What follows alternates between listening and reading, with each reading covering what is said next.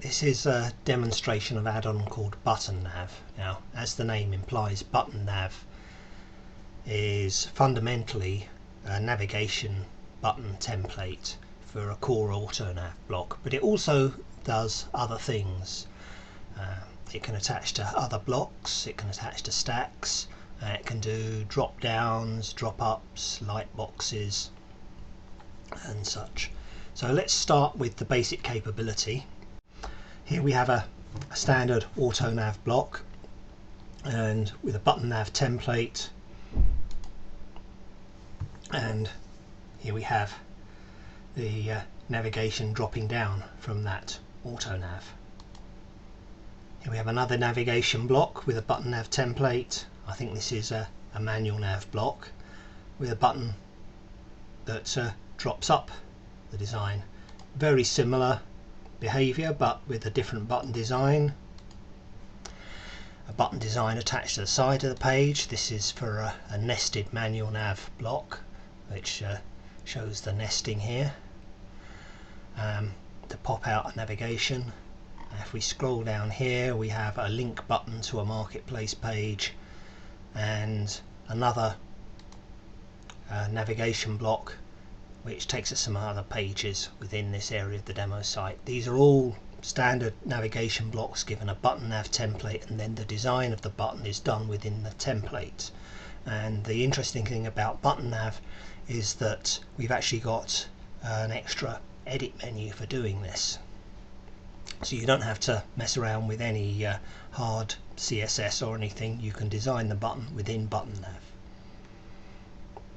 Let's look at a few examples of what we can do. Now, you probably don't want to do all this on one page. This is a pretty horrendous piece of design here, a page with not everything but a wide spread of what can be done with button nav. We have the standard theme buttons from Elemental. We've squared the corners off a bit with standard bootstrap corners to the standard Elemental design. Otherwise, we've kept the Elemental shape but given it regular bootstrap colors, or we've gone to bootstrap default buttons. We can make them regular size, extra small, small or large. We can put icons on the right or icons on the left. We can give them the usual classes: danger, warning, info, success, any font awesome icon. We can even tilt the icons or animate the icons with standard font awesome classes. We can put an image as the button background. We can change the color of the text on the button. If you have Nor's Buttons Factory Pro add-on, then you can pull in a button design from that and use it with button nav. And here we've got a Buttons Factory Pro design used with a button nav template for a regular content block, which turns a content block into a pop-up with Buttons Factory Pro. We can attach buttons to the side of the page, on either side, or to the top of the page. We can attach buttons to stacks. So here's a button nav template for a stack, and we can pop out the stack, and within the stack we've got a bit of content, we've got a YouTube block, and we've got another button nav template attached to a content block in the stack. And we've used button nav to color the background of the pop-up, to put an image on the back, and to put some content and an icon on the button. As with any design, you really want just a few designs that you're going to use throughout your site with consistent behavior. That's good for users. So not all the wacky things that's been done here.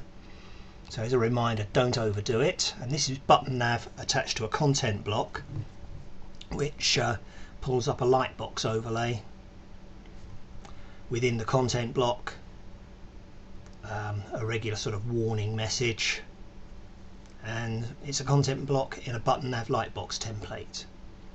What we're going to do next is let's go to a standard Elemental install and show you how to add an Autonav block with a button nav template. So this is something that you should be pretty familiar with. We'll pick the blocks, we'll pick Autonav, we'll put it here just below these feature blocks. This is a regular Autonav. I'm going to leave it at all its default settings, add it to the page, and here we have a regular list generated by Autonav. I'm now going to do design and custom template and assign a button nav template. I have two button nav templates available here. I have a drop down and a lightbox for the Autonav. I'm going to use a drop down. I'll save that template, and because it's now got a button nav template, Autonav has disappeared. We're now seeing the drop down button for that, and this is the default styling when you first add button nav, saying menu and drop down. Now if I now look at the edit for this and look at button design, here's the button nav edit dialog. So there's an extra level of capability in the edit menu that enables you to design the template with button nav. If we go through this, at the top right we have a repeater for what the button looks like.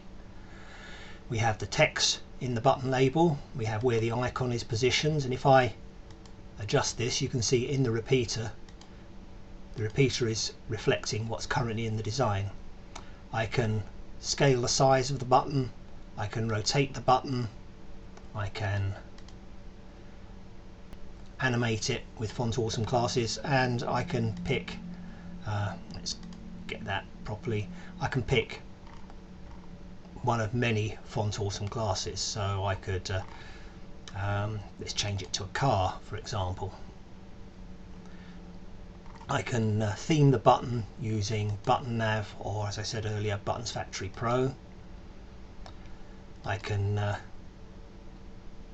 assign the standard bootstrap class, and behind the scenes these are also mapped into things like foundation classes as well. Sizes, buttons, overriding the theme CSS, adding a background image, changing the text color. Now we come on to placement of the button. The button can be inline or at the side of the window. I can adjust the Z index if there's something else on the window that's getting in the way of the button. The actual drop down behavior can be aligned left or right, below or above the button, and it can be aligned in line to the left or right of the button. And here we have, it can drop down or it can drop upwards. Maybe if you lower down a page, or for a particular design you want it to drop up rather than drop down. And we can change the colour of the actual pop-up.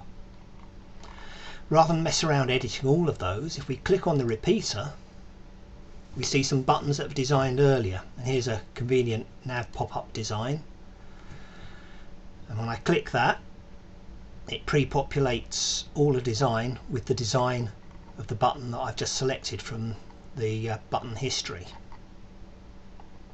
But it doesn't pre-select the behavior, so I still need to decide how this button's going to behave. I'm going to keep it in line, I'm going to keep it aligned left, but rather than dropping down, seeing this button has got an upward hand on it, I think I'll call it a drop up instead and make it drop up above the button. So let's save that and publish our page. And here we have our button on the page for our Autonav block, and our Autonav block now pops up rather than appears in line in the page. So it's a great way of adding supplementary navigations, but we can also use it for content blocks to add little annotations, pop-up notes, things like that. Or what I'm going to show you next is adding it to a stack. Rather than create a stack, here's one I built earlier. It's got everything in it, including the kitchen sink. There's our stack. I'll just give you a quick look at this stack on the page before I go designing it. I don't want to approve the version here. So we've got a stack. Within the stack there are 3 magic tabs.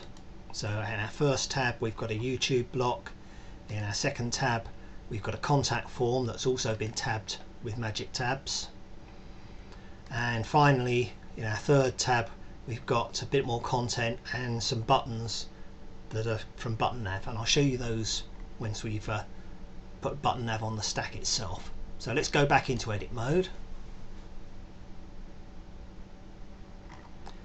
Here's our stack. We're going to give it a custom template.